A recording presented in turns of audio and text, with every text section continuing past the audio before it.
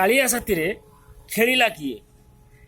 ସାରା ବିଶ୍ୱକୁ ନିଜ ଆଇନରେ ଚଳାଉଥିବା ଶ୍ରୀକ୍ଷେତ୍ର ମଉଡ଼ମଣି କାଳିଆ ସୁନା ରାଜ୍ୟ ସରକାରଙ୍କ ଅବହେଳା ପଦକ୍ଷେପ ପାଇଁ ଆଜି ଭାରତର ସୁପ୍ରିମକୋର୍ଟ ଆଇନରେ ଚଳପ୍ରଚଳ କରୁଛନ୍ତି ସ୍ୱୟଂ ମହାବାହୁ କାଳିଆ।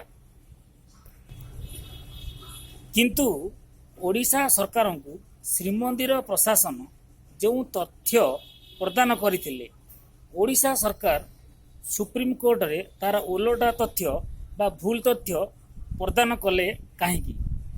ଏହି ଭୁଲ ପାଇଁ ଜଗନ୍ନାଥ ପ୍ରେମୀଙ୍କ ହୃଦୟରେ ଆଘାତ ଲାଗିଅଛି। କେବଳ ଓଡ଼ିଶାର 4.5 କୋଟି ଜଗନ୍ନାଥ ପ୍ରେମୀ ନୁହନ୍ତି କି ଭାରତର 130 କୋଟିରୁ ଉର୍ଦ୍ଧ୍ୱ ଜଗନ୍ନାଥ ପ୍ରେମୀ ମଧ୍ୟ ନୁହନ୍ତି। ସାରା ବିଶ୍ୱର ଜଗନ୍ନାଥ ପ୍ରେମୀମାନେ ଚାହାନ୍ତି ପୁରୀ ଶ୍ରୀକ୍ଷେତ୍ରରେ ଘୋଷଯାତ୍ରା ବା ଗୁଣ୍ଡିଚା ଯାତ୍ରା ମହାବାହୁଙ୍କର ସୁରୁଖୁରୁରେ ଆଇନ ଅନୁସାରେ ସଫଳ ହେଉ। 20 ବର୍ଷରୁ ଉର୍ଦ୍ଧ୍ୱ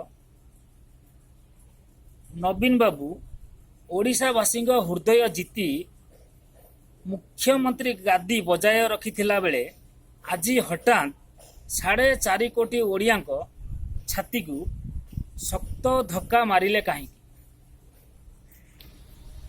ରାଜ୍ୟ ସରକାର ଏହି ଭୁଲ ତଥ୍ୟ ସୁପ୍ରିମକୋର୍ଟରେ ଦେଇ ଯେଉଁ ଓକିଲ ବାବୁ ଲଢ଼ିଲେ,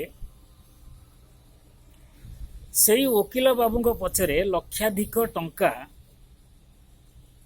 ଯେଉଁ ଖର୍ଚ୍ଚ କରାଗଲା, ସେ ଟଙ୍କା ଓଡ଼ିଶାର ଗରିବ ଜନସାଧାରଣଙ୍କର ନୁହେଁ କି? ଖରା ବର୍ଷା ଖାଉଥିବା ଗରିବ ଓଡ଼ିଆ ଭାଇମାନେ ଖଣ୍ଡେ ଘର ପାଇଁ ପଞ୍ଚାୟତ ଠାରୁ ବ୍ଲକ ପର୍ଯ୍ୟନ୍ତ ଦୌଡ଼ି ଦୌଡ଼ି ନିରାଶ ହେଉଥିଲା ବେଳେ ନବୀନ ବାବୁ ମିଥ୍ୟା ତଥ୍ୟ ଦେଇ ସୁପ୍ରିମକୋର୍ଟରେ ମୁଫତରେ ଆଇନଜୀବୀଙ୍କ ଉପରେ ଲକ୍ଷାଧିକ ଟଙ୍କା ମୁଫତରେ ଉଡ଼େଇ ଦେଉଛନ୍ତି। ଏହିଭଳି ଓଡ଼ିଶାର ଜଗନ୍ନାଥ ପ୍ରେମୀଙ୍କୁ କେତେ ତଥ୍ୟ ଲୁଚେଇ 1 ନମ୍ବର ମୁଖ୍ୟମନ୍ତ୍ରୀ ହୋଇଛନ୍ତି ନବୀନ ବାବୁ, ଏହାକୁ ଓଡ଼ିଶାବାସୀ ବିଚାର କରିବେ। ଜୟ ଜଗନ୍ନାଥ।